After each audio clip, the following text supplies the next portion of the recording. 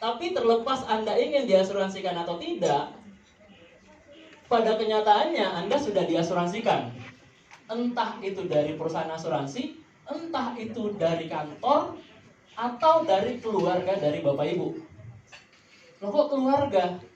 Ya kalau misalkan tidak ada asuransi, kemudian terjadi resiko, yang bantu kita siapa? Keluarga kan? Jadi otomatis keluarga secara otomatis itu sudah mengasuransikan kita.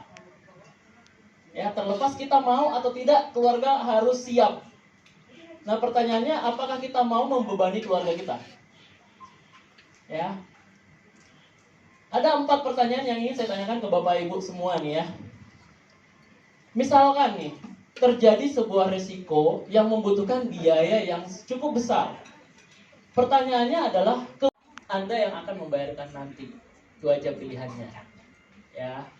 Fakta berikutnya, fakta nomor 3 adalah banyak orang yang mengatakan saya tidak ingin membeli asuransi. Ini juga banyak nih.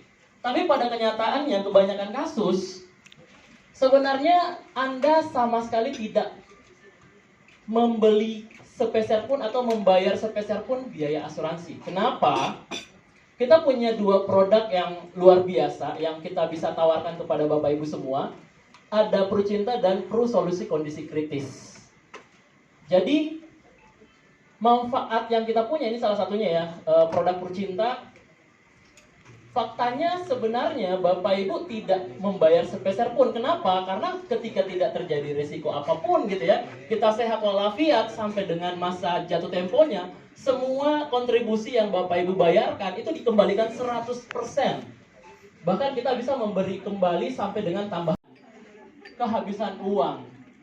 Ya jatuh-jatuhnya jadinya miskin gitu ya, karena ya kehabisan uang karena tidak ada persiapan perencanaan keuangan. Gitu ya, tidak ada kesadaran. Akhirnya muncullah pemikiran baru, gimana kalau dibalik? Kalau misalkan dibalik, oke, setiap ada uang masuk atau income masuk, gimana kalau ditabung dulu baru dipakai belanja? Nah, cara ini sebenarnya jauh lebih efektif dibandingkan cara yang lama. Kenapa? Karena ini bisa lebih konsisten untuk menabungnya, betul ya?